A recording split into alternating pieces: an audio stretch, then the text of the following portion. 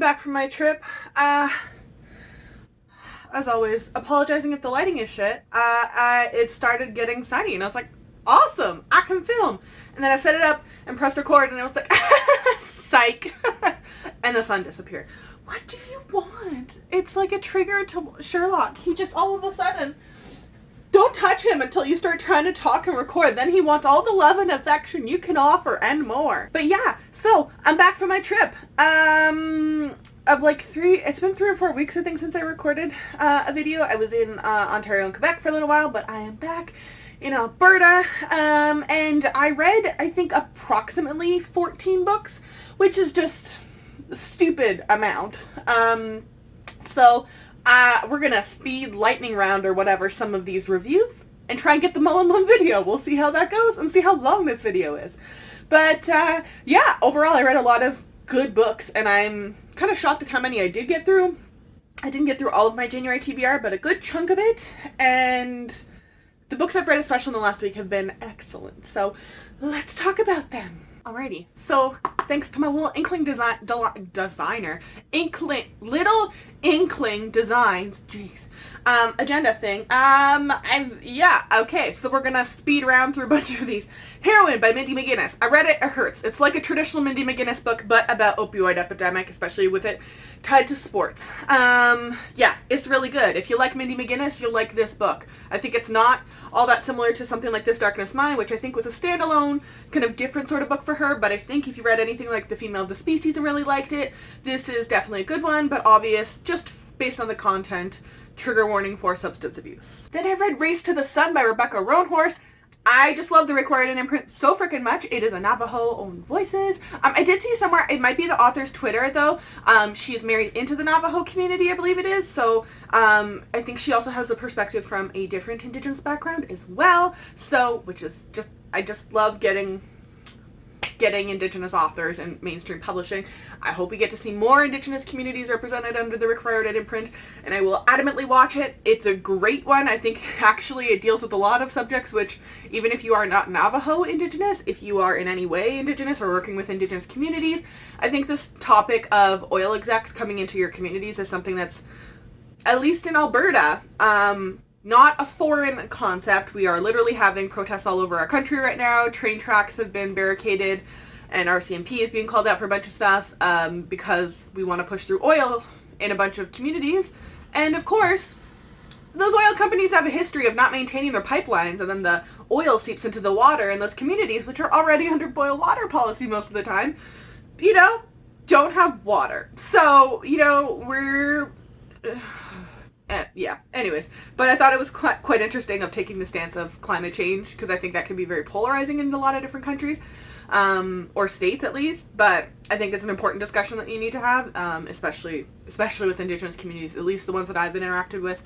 A lot of them have dealings with oil companies just because of geography, so would highly recommend it. If you like Required and Imprint, I think you will like this. I read Winterwood by Shay Earnshaw. Honestly, if you like The Wicked Deep, I think you're going to like this. I think The Wicked Deep was just a tiny bit better, and I think I loved it just a little bit more, hence why I have 3 copies, but The Winterwood, very solid book. I can't wait to see what else she's going to come out with.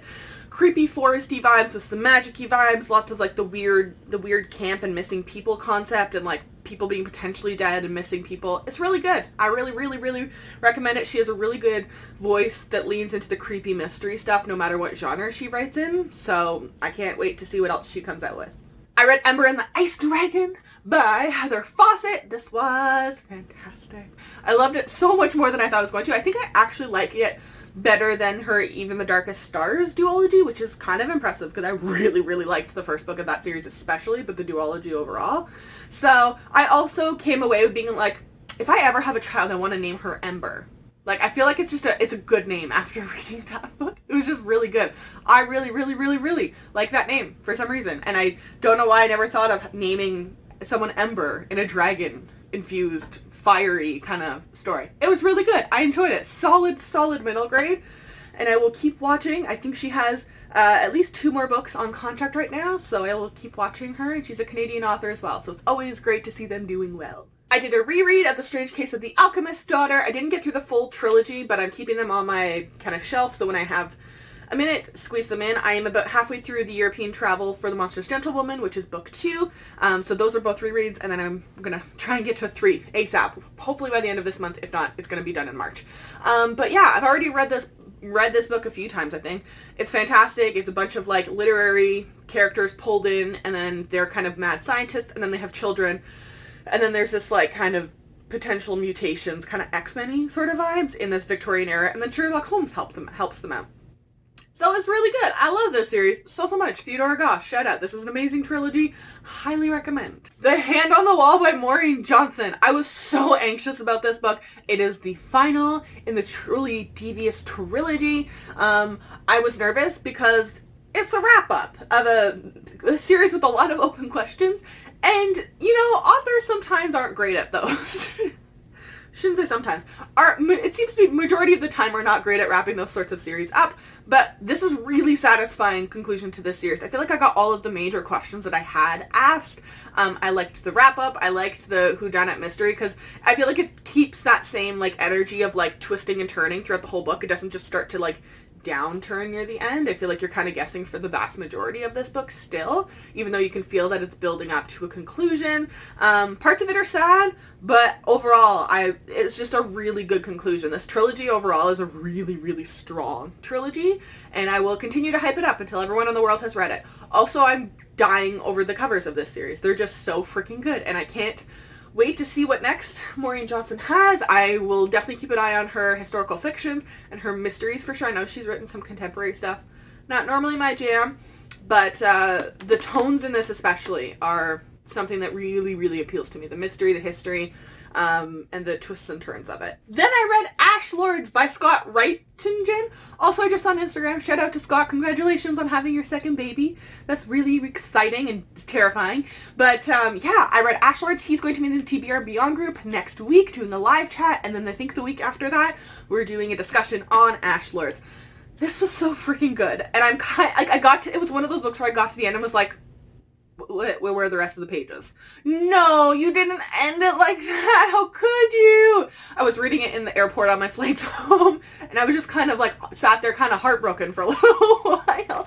I loved all the perspectives. We have 3 very different class perspectives, but all these characters, 3 characters, are in essentially this race, and this world is very, like, there's the haves and the have-nots, and the have-nots are being kept in their place, but they're being told, kind of like the Hunger Games almost, where, like, they'll invite you into this tournament, and this tournament's, like, a big thing. Like, the winner wins a bunch of money or whatever, but the haves are the ones who say, like, oh, we'll let you in, and they essentially cherry pick one of the poor people and to make them feel, like, invested in this tournament, that this can lift them out of poverty. But then they show up and they have, like, a week to train for it. Then everyone else is, like, all these elite kids who have, like, from, like, districts 1 and 2 who have had their whole life all this money to train with all these animals, right?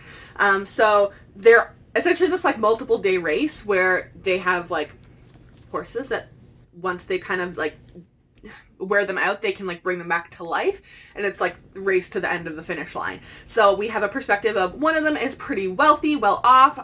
She is hoping that her and her kind of secret boyfriend can come into first and second place so that they can get money to start their own life together. Both of her parents have won formerly in the games, I believe.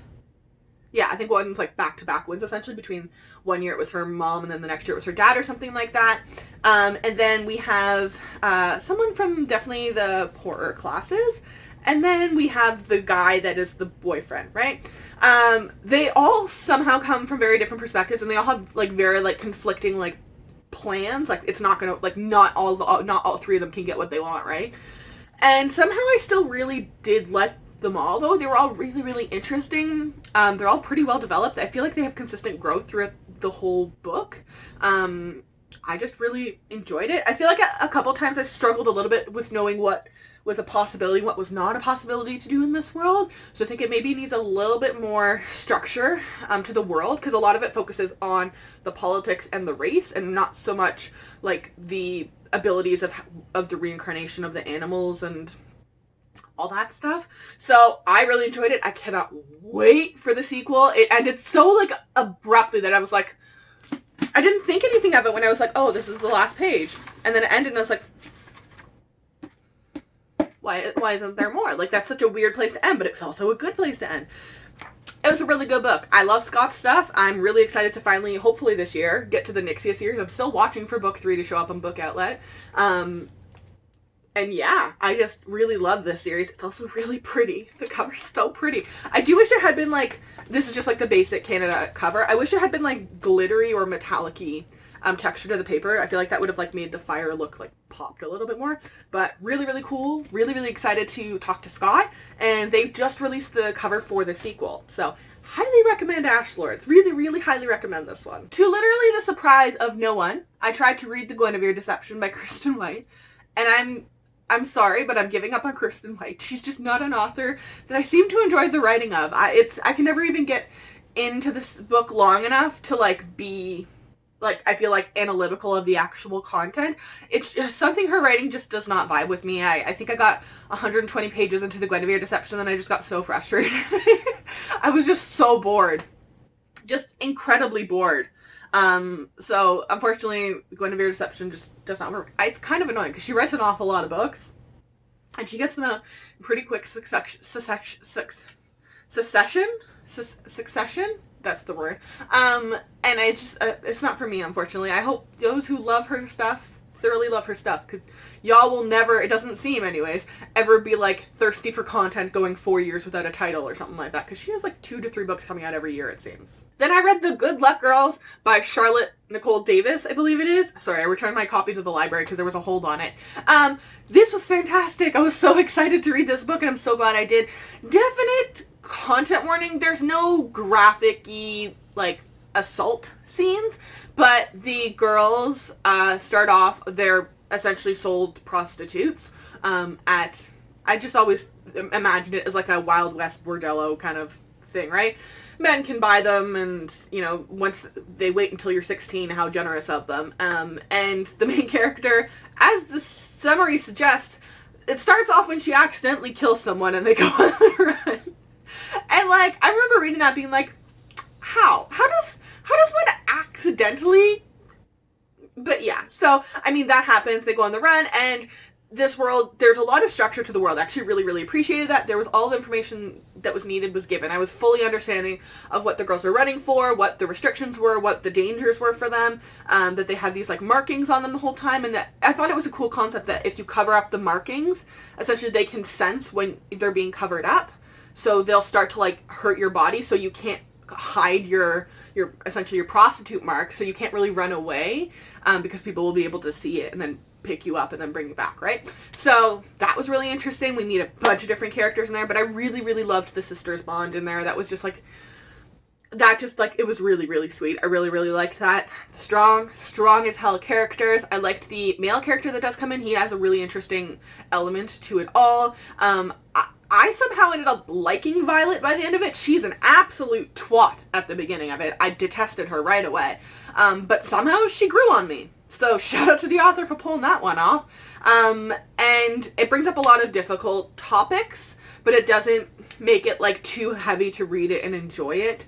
Especially with like the concept of slavery, selling women, and abuse of prostitutes is a big one. But there's a lot of different elements to it that I feel like were really, really well interwoven, really well developed. I'm really excited to read the sequel whenever that does come out. And there's also female romance in there that I really, really liked, for sure. So, really solid book. I was kind of shocked it was a debut work, for sure. I freaking ran through The Blood Countess by Lana Popovic in like maybe 4 hours or something like that. This book was so freaking good. I was so excited for this. It was one of my most anticipated reads of the year, and it delivered. I also got an answer like at the end of the book, because I was like, oh, it says the Lady Slayer novel, so it's going to be a series, right? But there's nothing on Goodreads. It is going to be a series. So the next one is early 2021, Poison Priestess. So I'm hoping it's going to be Lana Popovic. I know some people have liked or disliked her writing. I didn't take any issue with her writing whatsoever. I couldn't even read it and be like, oh, I see why some people aren't for it. Like, someone like Mindy McGinnis. I can understand why not some people don't like her writing. But I read this and I was like, I don't understand what the issue is. So, highly freaking love this book. We have our main character who is, she's like a local medicine kind of woman. She ends up getting called to be like the help, essentially, of Lady Dracula, the woman who bathed in the Virgin's blood, that lady. She is the kind of character in this, but we follow her from the perspective of, like, the medicine woman there, that she ends up, there's a romance, and she kind of gets manipulated an awful lot. It was very interesting to see, and then get to the end and see the main character figure out everything, and I loved the ending, especially. It was really good.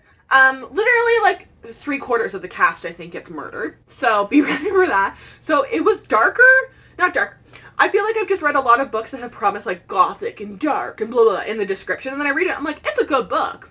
But it wasn't as dark as I was hoping. I feel like this one really delivered on it. There's no really gory shock factor or anything. I kind of just love it. Like, literally, there's things of, like, I told her not to continue test. Yeah. And then the next day she died. And I was like, well, I mean, like, at least you're honest. Like, it wasn't super flowery language or anything like that. It was just very, like, abrupt to the point, and it wasn't building up to all this shock factor crap. I really, really, really liked it, and I liked the main character, even though she doesn't really, like, wait, what are you doing sort of things. But she's a really good character. I really, really liked this. I kind of want to try Wicked Like a Wildfire now. I think that's what her first series is called. Because I really didn't take any issue whatsoever with the writing, so I'm curious. So maybe I'll borrow that from the library now. But just solidest of 5 out of 5 stars. It was not a letdown, despite being my most anticipated reads of the year. And I cannot wait for the sequel. And also, like, the Black M pages, and then, like, the Underdust jacket is just so much yes to this. And also, shout out, it's under Amulet, the publisher. They allow you libraries to buy to keep the ebooks and the audiobooks. Whereas assholes like Macmillan or Simon & Schuster put metered access or these ridiculous restrictions, like you can only buy 1 copy in 2 months, and then we're gonna, you can't buy anything because we want to drive up the holds list so people will go buy their own books. But we're not doing it because we hate libraries. That asshole Macmillan CEO can go, like, just, oh my god.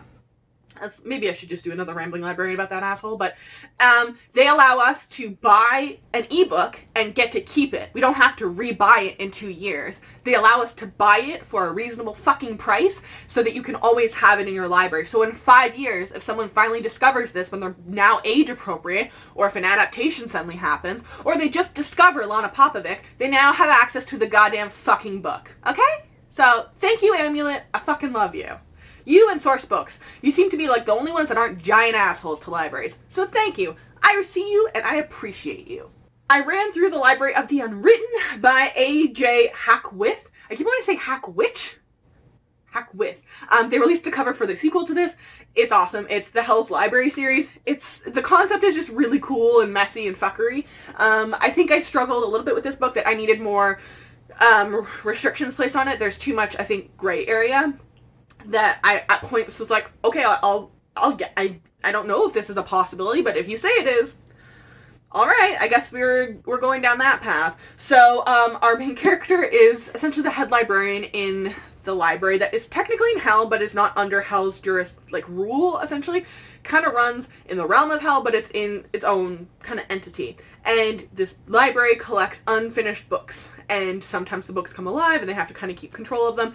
And something happens when a book is kind of all of a sudden brought to life, and then the Hell's Bible, essentially, that Lucifer made, all of a sudden appears on Earth.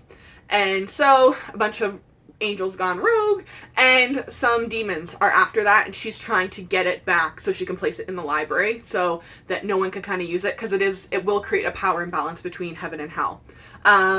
We enter a bunch of different worlds, which is interesting that they bring up, like, that there's worlds as long.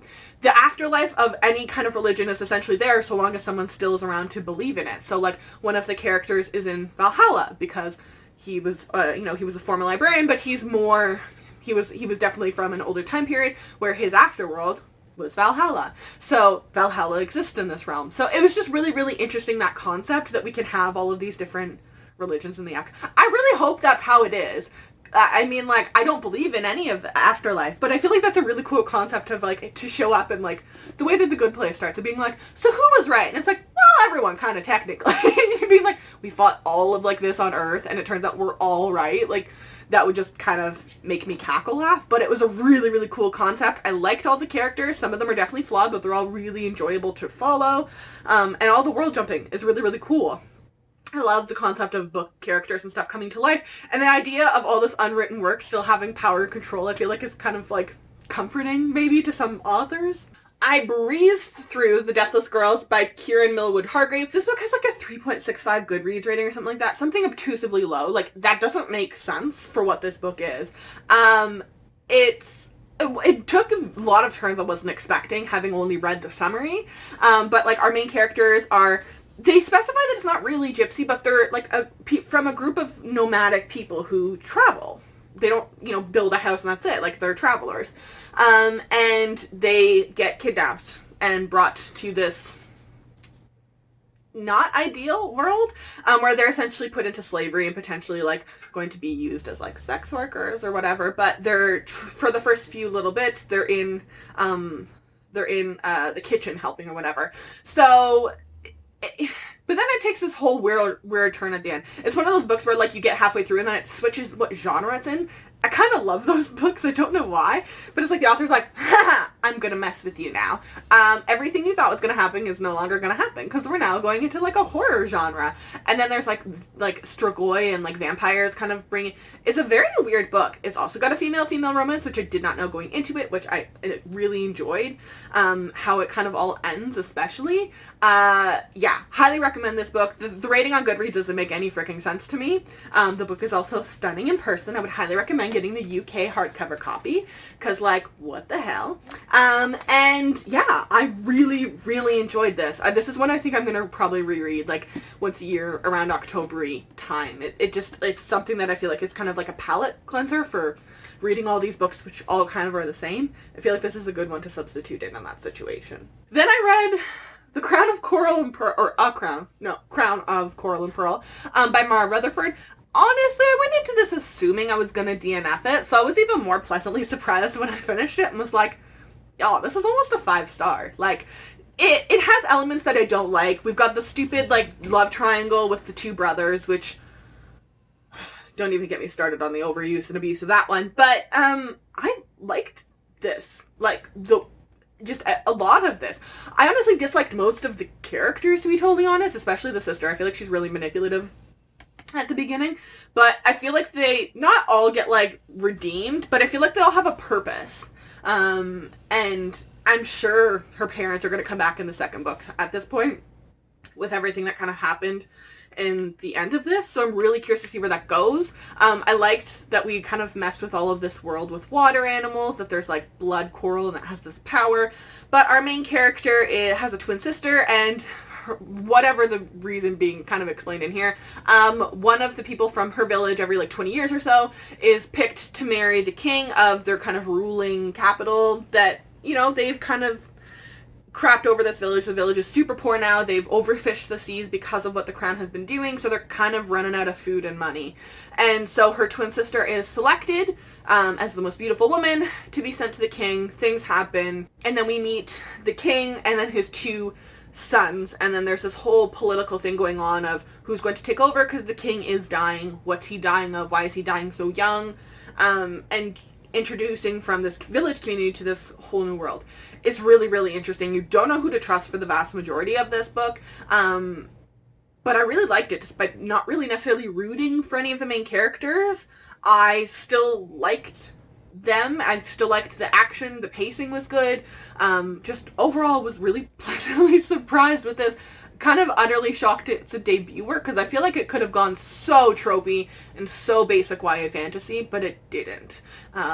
It's just really cool. I really, really recommended this one. Really, really recommend this one, and I'm definitely going to read the sequel for sure. And lastly, I hope this video's not a million minutes long. I read Dangerous Alliance by Jenieke. I'm not sure how to say it. It's like Jennifer, but not. Jenieke Cohen. This book is amazing. I love this book so much. It was exactly what I needed. It's just like a fun romance period piece, but with a mystery to it. Our main character has an older sister who suddenly comes back home, claiming that her husband has been physically abusing her, and their father goes, well, I'm not having that. We're going to divorce him. And I was like, there were fathers who did that in this time period? I didn't know that happened. So yeah, so then they're like, okay, but because of the the laws of inheritance and the laws of marriage at the time, we need to marry off one of the current daughters because potentially the abusive husband could inherit like their whole family estate and all their money, which is like oh hell no to that shit. So they go, Victoria, we gotta find you a husband real quick. So she all of a sudden, she's like super obsessed with all of Jane Austen stuff, and she wants a romance. She wants a marriage of love, but she's also aware that she has to find someone that, you know, has a title and, you know, can save the rest of her family from being under this abusive douche. So we end up inevitably in a love triangle, but they're not brothers, so shout out to that. But we go through, and then it kind of goes into the retelling. I love that this book verbalizes how it's relating itself essentially to the Jane Austen retelling. So in the book, the character's like, oh, I really, one of the dude's sisters is like, know what, you should read this book, Pride and Prejudice. And he's like, oh, I don't want to read it. And she's like, no, you should. You're like Mr. Darcy. And like walked off. He's like, all right, fine, fuck it, I'll read it. So he reads it. And then like as they're going through the rest of the book, he's like, oh yeah, I could see how I'm like Mr. Darcy. I'm, you know, I didn't speak up when I should have. I didn't do this. And I'm like, they're literally telling us. So if you aren't like an avid reader of Jane Austen, which to this, like nowadays not everyone is, if you live on this planet, you kind of know the general concept of some of her books and like the Mr. Darcy and whatever. But even myself, I don't remember any of the actual plots or stories. So it kind of tells you like literally like how this is like a Jane Austen inspired, infused, incorporated book. I kind of love that. I feel like it's got larger mass appeal to do that in a book. And I kind of wish more books would do that when they do a retelling. But, you know, not everyone has read something like The Jungle Book anymore nowadays. So, like, when you pitch it as, like, The Jungle Book meets this, maybe kind of, like, insinuate somewhere or verbalize it literally saying, like, this is how it's like The Jungle Book. I blew through this in, like, 5 hours or so. It was really good. I'm so glad I own this. I also freaking love this cover. And I also love the dad joke of an ostentatious romance, okay? So, the sun has disappeared. Those are the books that I've read in the past few weeks. I will try and edit this down to be as short as possible. I'm so sorry if it's super long. Yeah, those are the books. I will link them in the description box down below. I will also link all of my social media. If you follow me, I will follow you back. And I will see you on Tuesday.